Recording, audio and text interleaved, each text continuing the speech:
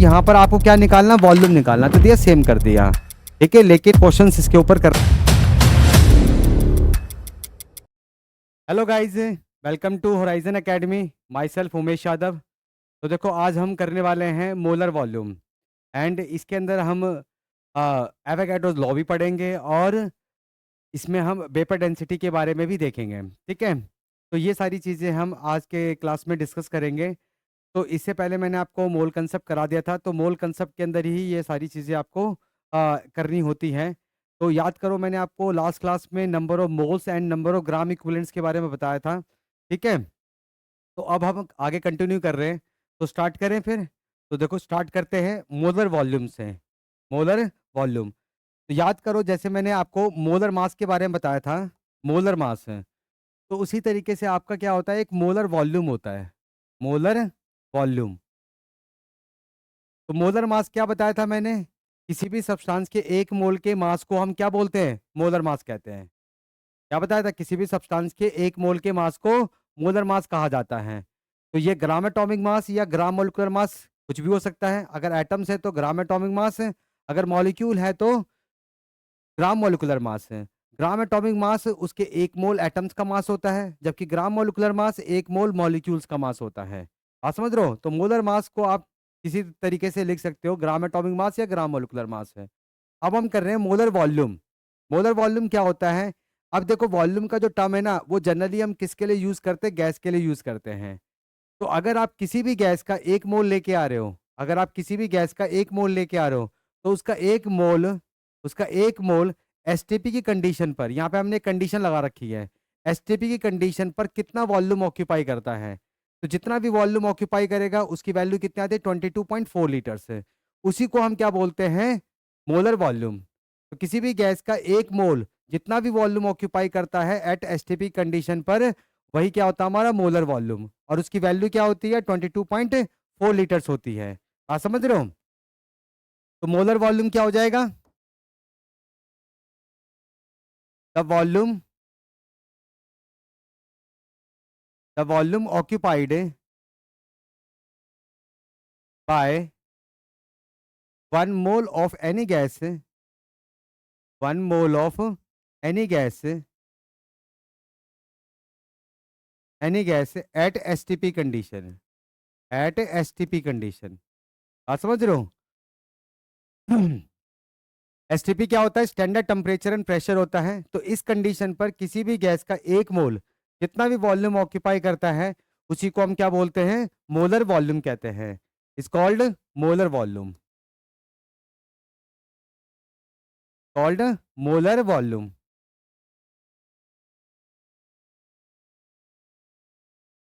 ठीक है।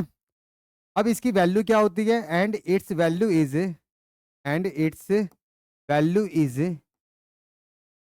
22.4 लीटर्स। आप समझ रहे हो। तो मोलर वॉल्यूम की वैल्यू क्या होती है, 22.4 लीटर्स। ये एक मोल का वॉल्यूम है, लेकिन किस कंडीशन पर, एसटीपी की कंडीशन पर। अगर ये कंडीशन नहीं होगी तो फिर आप ये वॉल्यूम यूज नहीं कर सकते हो। तो देखो ये निकालते कैसे हैं, मतलब ये मोलर वॉल्यूम जो किसी भी गैस के एक मोल का वॉल्यूम है एट एसटीपी कंडीशन पर, तो ये वॉल्यूम आया कैसे है वो देखते हैं जरा एक बार। देखो इधर, तो हम क्या करते हैं, आइडियल गैस इक्वेशन यूज करते हैं। आइडियल गैस इक्वेशन, तो आइडियल गैस इक्वेशन सबको पता है क्या होता है, आइडियल गैस इक्वेशन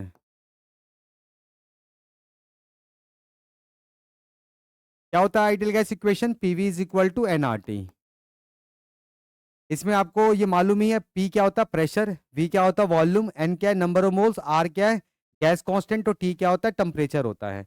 इतना सबको पता ही है, ठीक है। तो अब देखो यहाँ पर आपको क्या निकालना, वॉल्यूम निकालना। तो वॉल्यूम कैसे निकालोगे, एन आर टी अपॉन में पी, इस तरीके से निकालोगे। तो देखो एस टी पी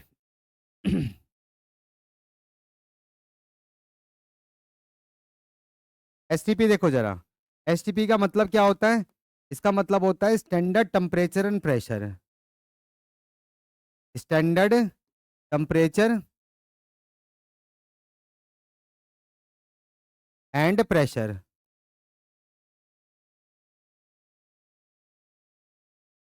तो टेम्परेचर कितना होगा, 273 केल्विन, यानी कि 0 डिग्री सेल्सियस। टेम्परेचर कितना होता है? 273 केल्विन, यानी कि 0 डिग्री सेल्सियस है। ठीक है। प्रेशर में देखो जरा, प्रेशर पहले हम क्या करते थे, एक एटीएम यूज करते थे, लेकिन अब करंटली क्या यूज करते हैं, 1 बार यूज करते हैं। तो हम दोनों केसेस कर लेते हैं कि जब 1 एटीएम होगा तब कितना होता है, और 1 बार जब होगा तो कितना होगा। तो पहले मैं 1 एटीएम ले रहा हूं, तो pressure is equal to 1 atm. ठीक है। तो अब देखो यहाँ पे टेम्परेचर आपको मालूम है, प्रेशर आपको पता है, और ये जो मोलर वॉल्यूम होता है वो किसी भी गैस के 1 मोल का वॉल्यूम होता है।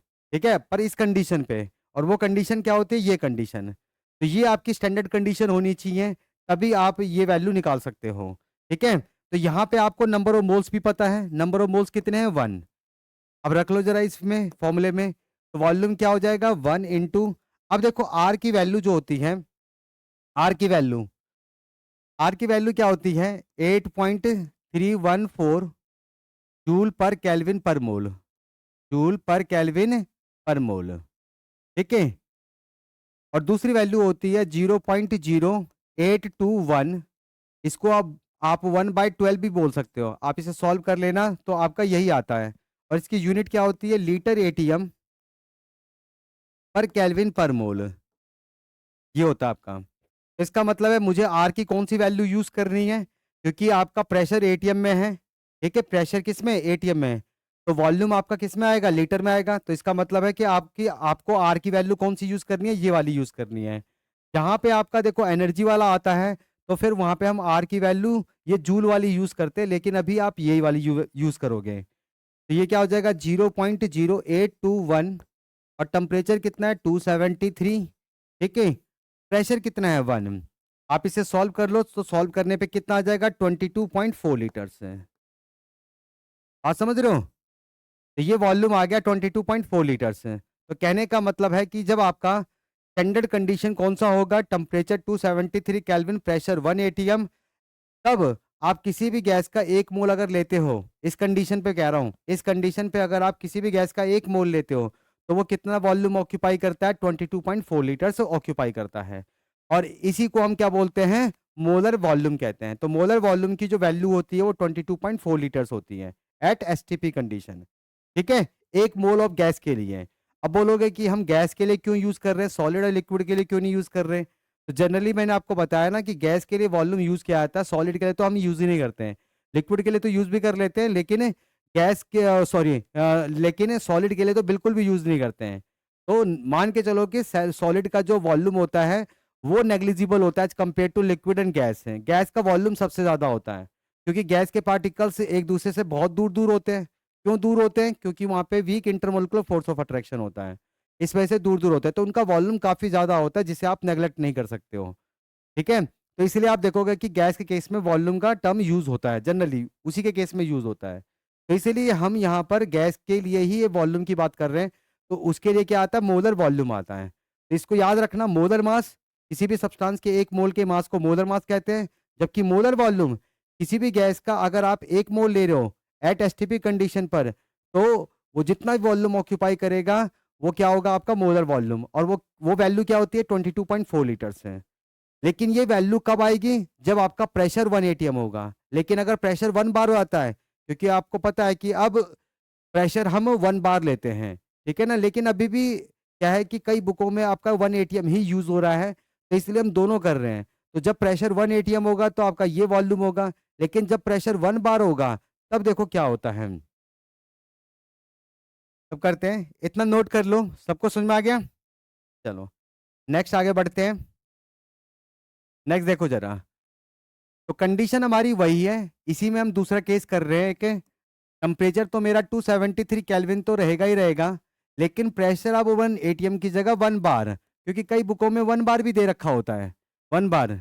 ठीक है ना, वो भी हमारी एसटीपी कंडीशन होती है। तो जो हमारा ओल्ड एसटीपी था वहां पे 1 एटीएम यूज करते थे, लेकिन जो न्यू एसटीपी है वहां पे हम 1 बार यूज करते हैं। ठीक है, और नंबर ऑफ मोल्स तो मुझे 1 पता ही है, मतलब इसी के लिए तो निकालना है कि किसी भी गैस के 1 मोल का कितना वॉल्यूम होगा इस कंडीशन पे। तो फॉर्मूला लगा लो, तो V इज इक्वल टू क्या हो जाएगा आपका, एन आर टी अपॉन में पी। ठीक है, एन की वैल्यू 1 है, आर की वैल्यू कितनी होगी, 0.083, 0.083। ये वाली वैल्यू आपको रखनी है यहाँ पर, ठीक है। और टेम्परेचर क्या होगा आपका 273 केल्विन है, प्रेशर 1 एटीएम दे रखा है। अब देखो यहाँ पे जो मैंने आर की वैल्यू रखी है वो 0.083 रखी है, ना कि 821, ये नहीं रखी मैंने, 83 रखी है। इसकी यूनिट क्या होती है आपकी, यहाँ पर एटीएम की जगह बार होता है, बस क्या होता है, बार होता है, ठीक है ना। आप चेंज कर लेना उसे, एटीएम को बार में चेंज कर लेना, ठीक है ना, क्योंकि प्रेशर आपको बार में दे रखा है तो यहाँ पर भी ये भी क्या होना चाहिए, बार में होना चाहिए। तो ये हमने चेंज कर लिया है, ठीक है ना। तो ये आएगा, तो इसको जब आप सॉल्व करोगे तो ये कितना हो जाएगा 22.7 लीटर्स,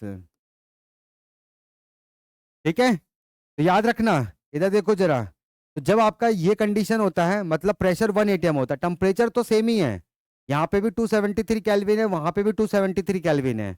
पर किस में है, जब प्रेशर आपका 1 एटीएम होता है तो आपका मोलर वॉल्यूम की वैल्यू क्या होती है 22.4 लीटर्स होती है। लेकिन जब आपका प्रेशर 1 बार होता है, जब प्रेशर आपका 1 बार होता है तो मोलर वॉल्यूम की वैल्यू क्या होती है 22.7 होती है। तो याद रखना, मोलर वॉल्यूम, मोलर वॉल्यूम, इसकी दो वैल्यू आ रही हैं, इसकी दो वैल्यू हैं, एक है 22.4 लीटर्स और एक है आपका 22.7 लीटर्स है, ठीक है। और ये भी याद रखना है आपको कि ये सिर्फ एसटीपी कंडीशन पे निकलता है, इस पे एसटीपी पे, ठीक है।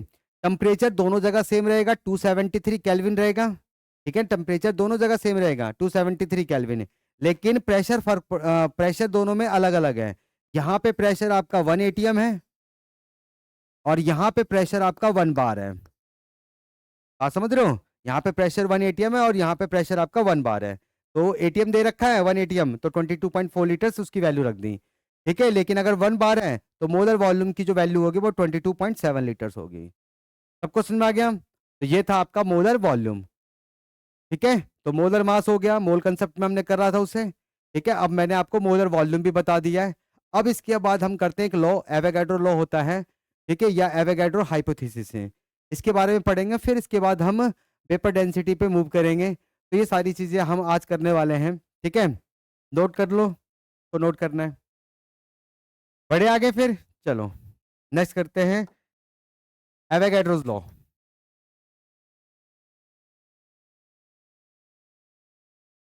एवोगैड्रोस लॉ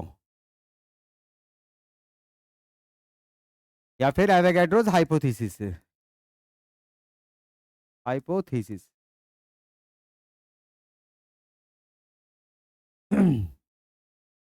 तो देखो एवोगैड्रो लॉ क्या कहता है, सबसे पहले तो इसकी डेफिनेशन देख लो। क्या कहता है, it states that equal volumes of the gases, equal volumes of the gases at the same temperature, at the same temperature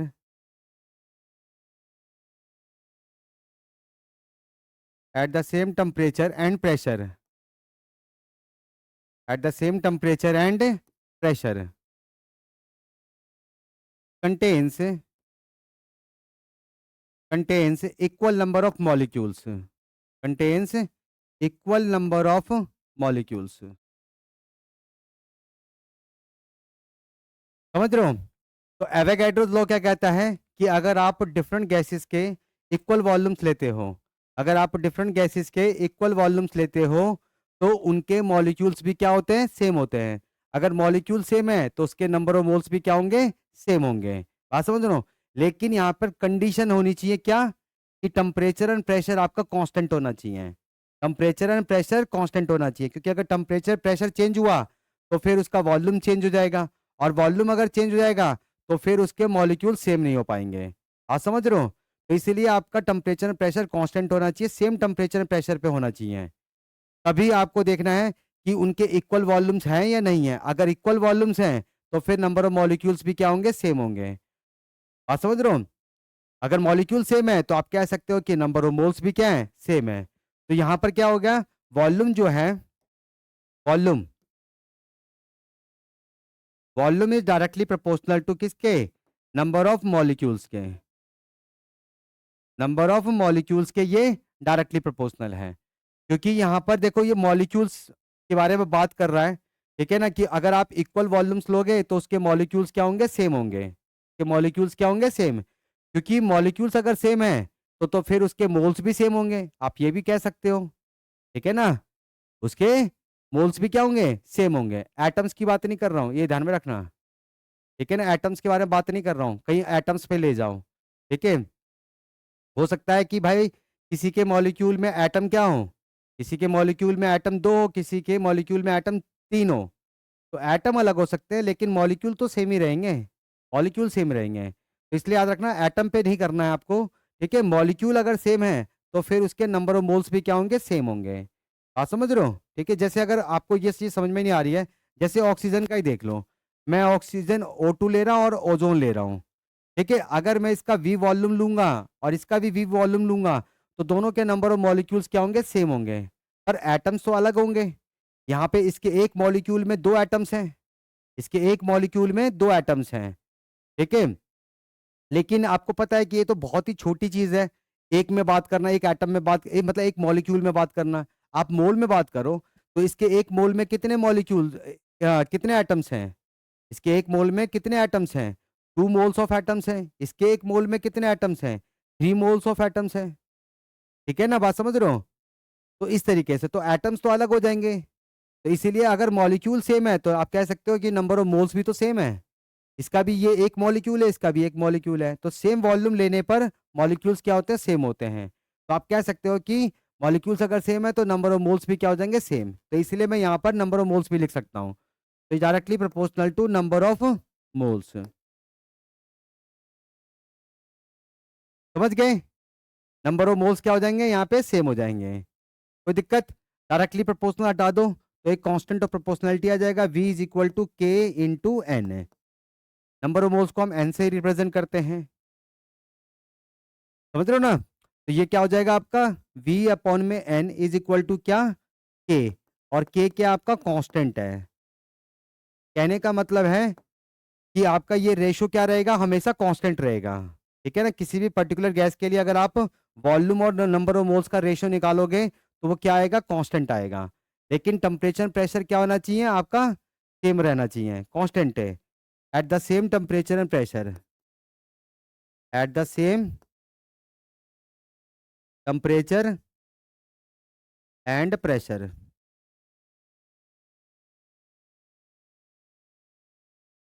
at the same temperature and pressure, ठीक है ना, ये सेम रहना चाहिए। बात समझ आ रही है इतनी, कोई दिक्कत। फिर से सुन लो, अगर आप डिफरेंट गैसेस के वॉल्यूम सेम लेते हो, अगर आप डिफरेंट गैसेस के वॉल्यूम सेम ले रहे हो तो उनके मॉलिक्यूल्स क्या होते हैं, सेम होते हैं, ठीक है। मॉलिक्यूल्स अगर सेम है तो नंबर ऑफ मोल सेम होंगे, एटम सेम नहीं होंगे, जैसे मैंने आपको यहाँ पर बताया था, ठीक है ना। इसके एक मोल में कितने एटम्स हैं, वैसे तो ये मॉलिक्यूल है और मैं एटम्स देखना चाहता हूँ, पर तो इसके एक मोल में कितने एटम्स हैं, 2 मोल्स ऑफ एटम्स हैं, इसके एक मोल में कितने एटम्स हैं, 3 मोल्स ऑफ एटम्स हैं, 3 मोल्स ऑफ एटम्स हैं। तो अगर एटम सेम है, अगर एटम सेम है तो आपके मोल सेम नहीं होते हैं, भाई एटम थोड़ी ना है, ये एटम थोड़ी ना है, ये आपका मॉलिक्यूल है, मॉलिक्यूल अगर सेम होंगे तो नंबर ऑफ मोल्स क्या होंगे, सेम होंगे इसके, ठीक है ना। एटम तो अलग अलग है, तो ये चीज़ आप एटम के साथ रिलेट नहीं कर सकते हो, ठीक है ना।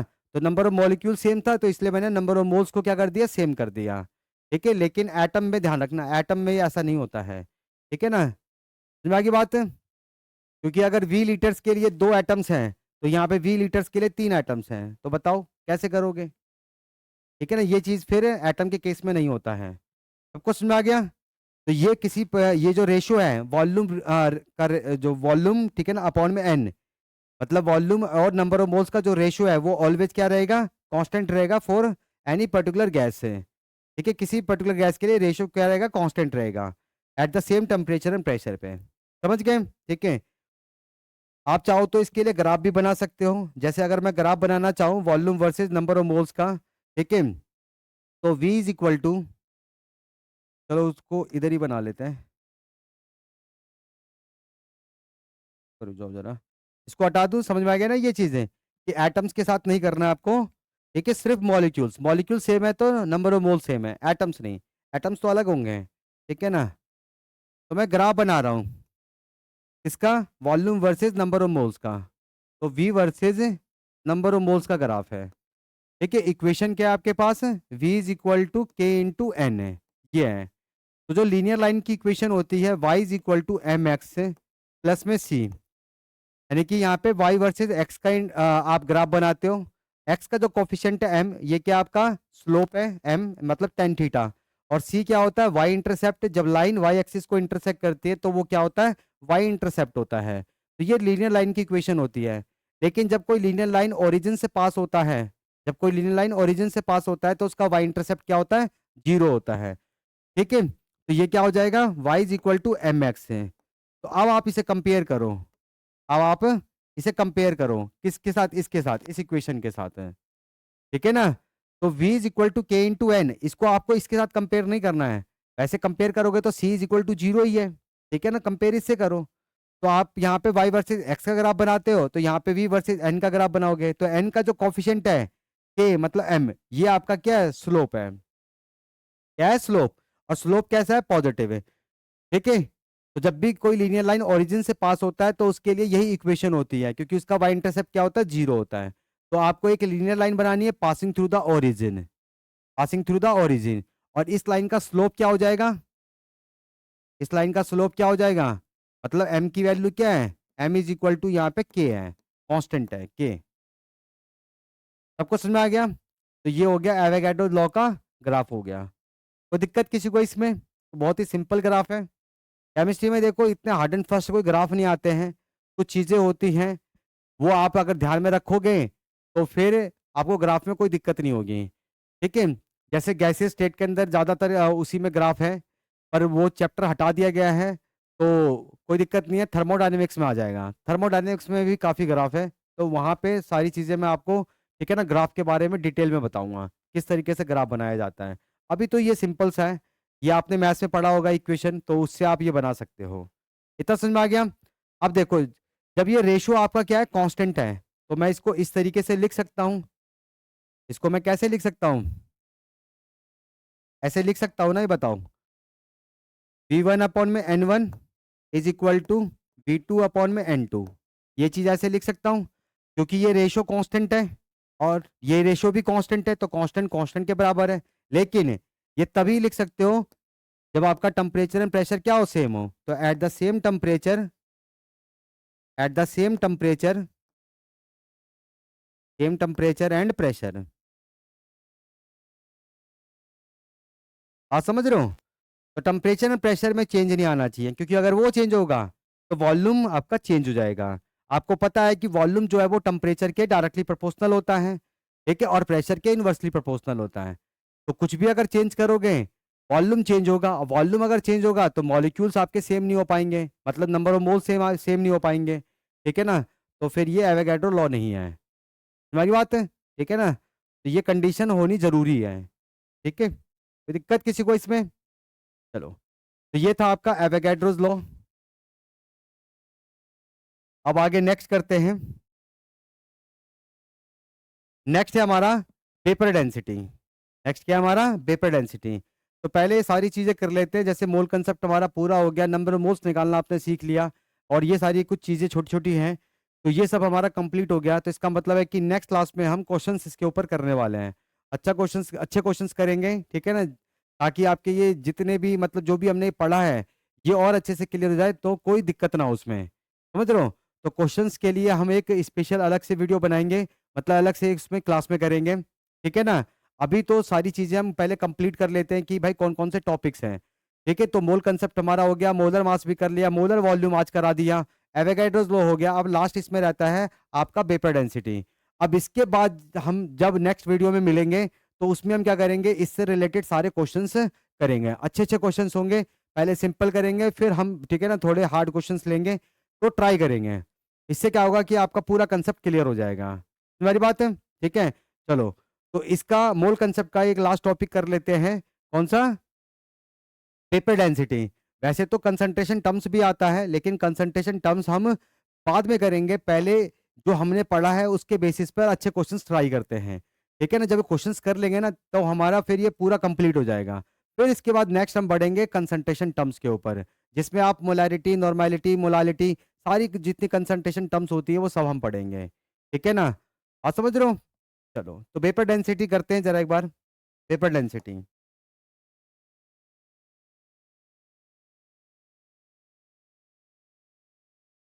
सबसे पहले तो आप वेपर डेंसिटी की डेफिनेशन देख लो। वेपर डेंसिटी की डेफिनेशन क्या होती है? अगर आप किसी भी गैस की वेपर डेंसिटी निकाल रहे हो, vapour density, vapour density of a gas, vapour density of a gas is defined as the, is defined as the ratio, is defined as the ratio of the weight of certain volume, certain volume of the gas, of the gas to the weight of, to the weight of same volume. जितना volume आपने उस gas का ले रखा है उतना ही volume हम यहाँ पर हाइड्रोजन का लेते हैं, हाइड्रोजन का। ठीक है ना? तो weight of same volume of, same volume of hydrogen gas, hydrogen gas. ठीक है, यानी कि H2।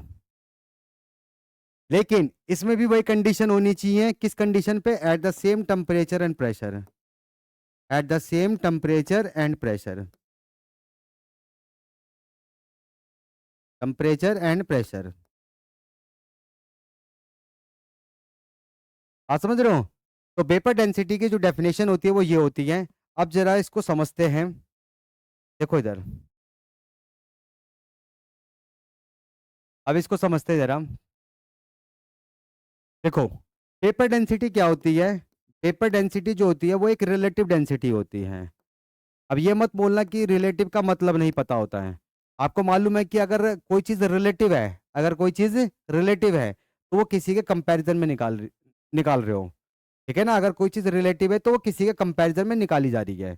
जैसे मैंने आपको बताया था एटॉमिक मास रिलेटिव होता है, उसे आप किससे कंपेयर करके निकालते हो? एक रेफरेंस होता है, कार्बन 12 आइसोटोप के एक एटम के मास का 12वां हिस्सा 1/12 पार्ट से कंपेयर करके निकालते हो, या कार्बन 12 आइसोटोप के एक पार्टिकल के मास से कंपेयर करके निकालते हो। ठीक है ना? तो इसलिए ये क्या है? रिलेटिव है, रिलेटिव मास है। तो वेपर डेंसिटी जो होता है वो भी क्या होता है? रिलेटिव होता है। तो वेपर डेंसिटी जो है वो एक रिलेटिव डेंसिटी है, रिलेटिव डेंसिटी है। इसका मतलब है कि किससे कंपेयर, यहाँ पे भी हम क्या करेंगे? इसको कंपेयर करेंगे। अगर आपको किसी भी गैस की डेंसिटी निकालनी है तो आप क्या करते हो? एक एक रेफरेंस से कंपेयर करके उसकी डेंसिटी को निकालते हो। ठीक है? तो वो क्या होता है आपका? वेपर डेंसिटी, मतलब रिलेटिव डेंसिटी। तो जो वेपर डेंसिटी होती है वो एक्चुअल में रिलेटिव डेंसिटी होती है। तो इसीलिए हम यहाँ पर एक रेफरेंस से कंपेयर करके किसी भी गैस का, किसी भी पर्टिकुलर गैस की डेंसिटी कैलकुलेट करते हैं। ठीक है? और यहाँ पर रेफरेंस कौन सा होता है? ये लिखा हुआ है हाइड्रोजन गैस। तो हाइड्रोजन गैस की डेंसिटी से कंपेयर करके दूसरे गैस की डेंसिटी को हम कैलकुलेट करते हैं। तो इस रेशो को हम क्या बोलते हैं? वेपर डेंसिटी कहते हैं। ठीक है ना? इसी जो भी रेशो आएगा, जो फॉर्मूला बनेगा, ठीक है, जैसे मैंने यहाँ पे वेट का वो रेशो लिख रखा है, ठीक है ना? क्योंकि यहाँ पे वॉल्यूम हम सेम रखते हैं तो वॉल्यूम सेम रखेंगे तो कट जाएगा। कैसे होगा देखो, अभी बताते हैं। ठीक है? तो फिर से सुन लो। तो यहाँ पे रेफरेंस कौन सा? हाइड्रोजन गैस रेफरेंस है। हाइड्रोजन गैस से कंपेयर करके, उसकी डेंसिटी से कंपेयर करके आप क्या करते हो? किसी भी पर्टिकुलर गैस की डेंसिटी को कैलकुलेट करते हो। तो ये क्या आपकी रिलेटिव डेंसिटी, मतलब वेपर डेंसिटी है। ठीक है ना? Vapour density. तो ये क्या हो जाएगा आपका? वेपर डेंसिटी क्या हो जाएगा? डेंसिटी ऑफ एनी गैस है, डेंसिटी ऑफ द गैस, जिस गैस का आप डेंसिटी निकालना चाहते हो, ठीक है, अपॉन में जिससे आप कंपेयर कर रहे हो। किससे कंपेयर कर रहे हो? हाइड्रोजन गैस से कंपेयर कर रहे हो। तो हाइड्रोजन गैस की डेंसिटी के कंपैरिजन में, हाइड्रोजन गैस की डेंसिटी के कंपैरिजन में इस गैस की डेंसिटी क्या है? वही क्या है आपका? रिलेटिव, मतलब वेपर डेंसिटी है। तो ये रिलेटिव है तो नंबर ही होगा। ये कि रिलेटिव है तो नंबर होगा। ठीक है, नंबर बताएगा। तो डेंसिटी ऑफ हाइड्रोजन गैस है। ठीक है ना? तो ये हमारा रेफरेंस है। इस गैस के कंपैरिजन में, इस गैस की डेंसिटी के कंपैरिजन में हम दूसरे गैस की डेंसिटी निकालते हैं। तो ये क्या हो जाता है, उस गैस की वेपर डेंसिटी मतलब रिलेटिव डेंसिटी हो जाती है। ठीक है। अब देखो डेंसिटी का फॉर्मूला आपको मालूम ही है, डेंसिटी का फॉर्मूला क्या होता है, मास अपॉन में वॉल्यूम होता है। तो यहाँ पे देखो मैंने क्या लिखा है कि आप जिस गैस की डेंसिटी निकाल रहे हो, वेपर डेंसिटी, उसका जितना आप वॉल्यूम ले रहे हो उतना ही वॉल्यूम आप हाइड्रोजन गैस का लोगे, सेम वॉल्यूम रखोगे। मतलब जो आपका रेफरेंस है उसका जितना वॉल्यूम है उतना ही वॉल्यूम हम किसी भी पर्टिकुलर गैस का, ठीक है ना, लिखते हैं, तो सेम वॉल्यूम रहेगा। ठीक है। तो ये क्या हो जाएगा आपका, मान लो कि वी वॉल्यूम ले रहा हूँ, क्या ले रहा हूँ, वी वॉल्यूम ले रहा हूँ, तो ऐसे ही लिखूंगा, weight of V litres, weight of V litres of the gas upon में वेट ऑफ वी लीटर्स, क्योंकि दोनों केसेस में क्या होगा, मतलब जो रेफरेंस का वॉल्यूम है उतना ही वॉल्यूम आपने उस गैस का ले रखा है, सेम ले रखा है, वॉल्यूम में चेंज नहीं किया हमने। ठीक है। तभी तो डेंसिटी में क्या है, मास अपॉन वॉल्यूम, तो अपॉन में वॉल्यूम, इसके भी मास अपॉन में वॉल्यूम, ये मास अपॉन में वॉल्यूम, तो वॉल्यूम से वॉल्यूम क्या हो गया, कैंसिल हो गया, तो ये वेट का रेशो आ जाएगा, गैस के वी वॉल्यूम का weight divided by hydrogen gas के वी वॉल्यूम का वेट। ठीक है। तो ये वेट का रेशो आ गया, तो इसी रेशो को हम क्या बोलते हैं, वेपर डेंसिटी कहते हैं। तो weight of V litres of hydrogen gas है, H2 गैस है। आप समझ रहे हो, तो ये क्या है आपकी वेपर डेंसिटी। तो यही चीज मैंने यहाँ पर ही डेफिनेशन में लिखा हुआ है कि vapour density of a gas is defined as the ratio of the weight of certain volume of the gas to the weight of same volume, जितना वॉल्यूम उसका है उतना ही वॉल्यूम रेफरेंस का लेना है। ठीक है ना, उतना ही वॉल्यूम रेफरेंस का लेना है, तो उतने वॉल्यूम का वेट है, क्या लिखा है, wait of same volume of hydrogen gas है, पर कंडीशन सेम होनी चाहिए, क्योंकि अगर कंडीशन सेम नहीं होगी तो वॉल्यूम सेम नहीं हो पाएगा। ठीक है ना, और वॉल्यूम अगर सेम नहीं हुआ तो फिर दिक्कत हो जाएगी। तो जो आपका जो मेन है कि सेम वॉल्यूम रखना है, तो वो तो हो ही नहीं पाएगा, तो फिर ये नहीं हो पाएगा। समझ रहे हो ना, तो इसलिए आपको यहाँ पे ये कंडीशन रखनी पड़ेगी, इस कंडीशन पर उनके दोनों के वॉल्यूम क्या हो जाएंगे, सेम हो जाएंगे। आप फिर उनके वेट का रेशो निकाल लो, तो वो क्या हो जाएगा, आपका वेपर डेंसिटी हो जाएगा। किसी को कोई दिक्कत इसके अंदर, सबको समझ में आ गया। चलो, अब यहाँ से आपका एक फॉर्मूला आता है वेपर डेंसिटी से, वो हम इसको, ठीक है ना, बनाते हैं, जरा कैसे करेंगे, देखो जरा, नोट कर लिया सबने, कर लो एक बार, नोट कर लो जरा, फिर आगे इसका फॉर्मूला बनाते हैं। ठीक है, तो यहाँ तक सबको क्लियर हो गया है? तो देखो इधर जरा, क्योंकि दोनों का वॉल्यूम क्या है, सेम है, दोनों का वॉल्यूम सेम है, तो अभी देखो मैंने आपको एवोगैड्रोस लॉ बताया था कि अगर आप डिफरेंट गैसेस के सेम वॉल्यूम्स लेते हो, अगर आप डिफरेंट गैसेस के सेम वॉल्यूम्स लेते हो, तो उनके नंबर ऑफ मॉलिक्यूल्स क्या होंगे, सेम होंगे, नंबर ऑफ मॉलिक्यूल्स क्या होंगे, सेम। मैं इसको नेक्स्ट पेज में ही कर देता हूँ। ठीक है, तो मैं ऐसे भी लिख सकता हूँ, वेट ऑफ, मान लो कि मैं उस गैस के n मॉलिक्यूल्स ले रहा हूँ, n मॉलिक्यूल्स, पहले आप वी वॉल्यूम का वेट लिख रहे थे, लेकिन दोनों का वॉल्यूम सेम है, तो दोनों के मॉलिक्यूल्स भी सेम होंगे, मतलब weight of n molecules of the gas, upon में वेट ऑफ n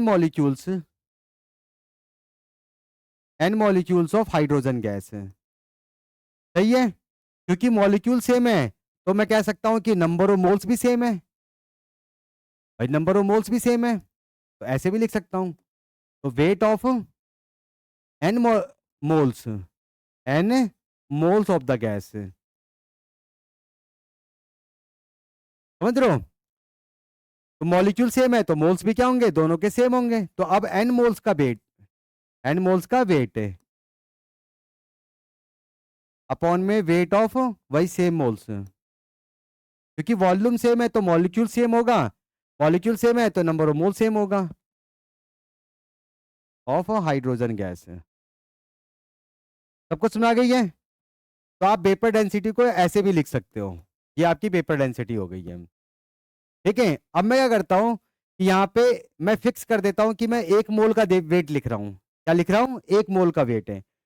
तो अगर मैं उस गैस का 1 मोल का वेट लिखूँगा, तो नीचे हाइड्रोजन गैस का भी 1 मोल का वेट लिखूँगा। समझ आ रही बात है? क्योंकि दोनों के सेम मोल्स होने चाहिए ना। तो अगर मैं गैस के 1 मोल का वेट लिख रहा हूँ, तो नीचे आपका हाइड्रोजन जो रेफरेंस है, उसके भी 1 मोल का ही वेट आप लिखोगे। बात समझ रहे हो ना? तो vapour density is equal to weight of 1 mole of the gas 1 mole of the gas upon में weight of 1 mole of hydrogen gas है। ठीक है ना? कोई दिक्कत? अब देखो इधर, अब आपको मालूम है कि अगर आप किसी भी सब्सटेंस के 1 मोल, चाहे गैस ही क्यों ना हो, अगर आप 1 मोल का वेट देख रहे हो, तो वो क्या होता है? उस के मोलर मास के बराबर होता है। तो 1 मोल का वेट है उस गैस के मोलर मास के बराबर होगा। तो vapour density is equal to क्या हो गया? गैस का molar mass of the gas. अब ये जरूरी नहीं है कि यहाँ पर सिर्फ गैस ही हो, कोई मिक्सचर भी हो सकता है, और ये भी जरूरी नहीं है कि आप हाइड्रोजन गैस से ही कंपेयर करो, इसी से आप निकालो। ठीक है ना?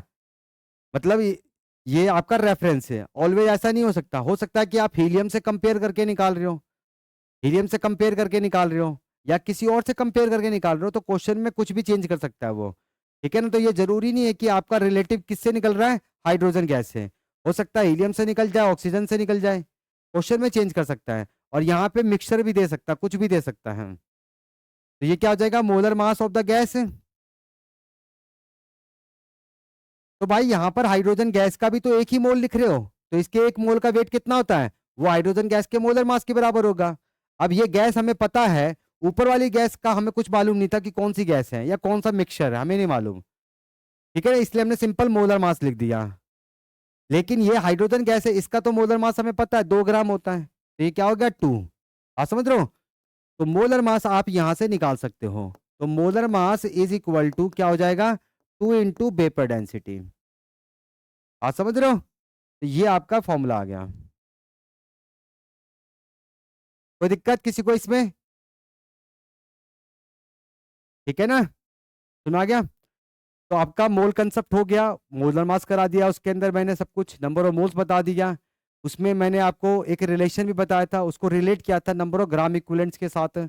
वैसे अभी हमने किया नहीं है, पर फिर भी क्योंकि नंबर ऑफ मोल्स बता रहा था, इसलिए हमने उसको नंबर ऑफ ग्राम इक्विवेलेंट्स के साथ रिलेट किया था। तो वहाँ पे जो फॉर्मूले थे वो कैसे आया, उसके पीछे का जो लॉजिक था वो मैंने आपको एक्सप्लेन कर दिया है। ठीक है? आज की क्लास में हमने क्या किया? आज की क्लास में सबसे पहले हमने मोलर वॉल्यूम के बारे में पढ़ा, फिर उसके बाद एवोगैड्रोस लॉ देख लिया, और ये लास्ट हमारा वेपर डेंसिटी। याद रखना वेपर डेंसिटी का फॉर्मूला क्या होता है? मोलर मास अपॉन में 2। क्योंकि हाइड्रोजन गैस है, उससे कंपेयर कर निकाल रहे हो, तो उसका मोलर मास क्या होता है? 2 होता है। ठीक है ना? मतलब ये मोलर मास का ही रेशियो है, और मोलर मास हमेशा 1 मोल का मास होता है। ठीक है? और यहाँ पे रिलेटिव है, तो ये वॉल्यूम क्या रहेगा? दोनों का सेम रहेगा, दोनों के सेम वॉल्यूम का वेट लिखना होता है।